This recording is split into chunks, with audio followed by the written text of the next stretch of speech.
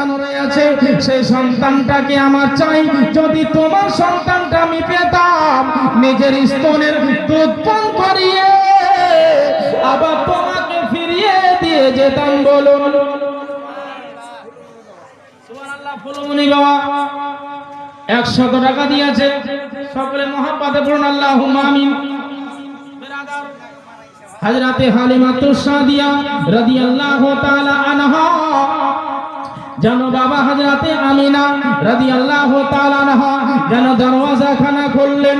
হযরতে হালিমাতুস সাদিয়া আমার দয়ার নবী মুস্তাফা সাল্লাল্লাহু তাআলা আলাইহি ওয়াসাল্লাম যেন দোলনার উপরে শুয়ে আছে, আর হযরতে হালিমাতুস সাদিয়ার দিকে আমার দরদি নবী গো,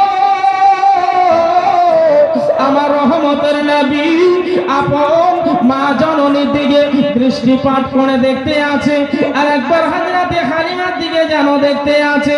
হযরতে হালিমাতুস সাদিয়া রাদিয়াল্লাহু তাআলা আনহা যেন বলতে আছে বাবা, বলে ওগো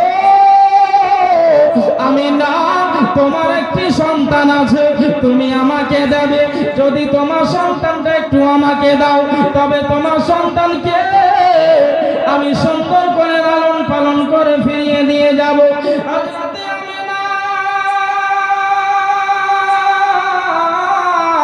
রাদিয়াল্লাহু তাআলা আনহা সেই দিন রে মা হযরতে হালিমাতুস সাদিয়াকে বলতে আছে, ও হালিমা, অনেক লোক এসেছিল তায়েফ নগর থেকে, অনেক মানুষ এসেছিল।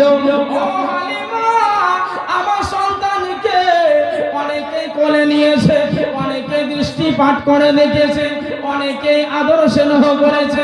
যখনই শুনেছে এই সন্তানের বাবা নাই, তখন আমাকে এই সন্তান ফিরিয়ে দিয়ে চলে গেছে।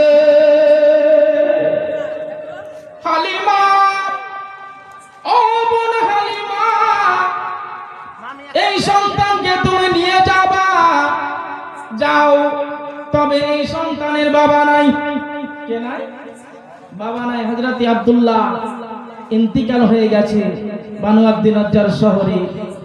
হযরত নবী পাক সাল্লাল্লাহু আলাইহি ওয়াসাল্লাম নিজের পিতাকে গর্ভে যখন নবী আমার ছিলেন, তখন হযরত আব্দুল্লাহ ইন্তিকাল হয়ে গেছে। হযরত আমিনা রাদিয়াল্লাহু তাআলা আনহা বোন আমিনার সঙ্গে আলাপ হচ্ছে। হযরত আমিনা অঝন্ন নয়নে চোখের পানি ছড়িয়ে কেঁদে কেঁদে হযরতে হালিমাতুস সাদিয়াকে বলতে আছে, বোন রে, আমার স্বামী নাই, দুনিয়া থেকে বিদায় হয়ে গেছে। এই সন্তান যখন আমার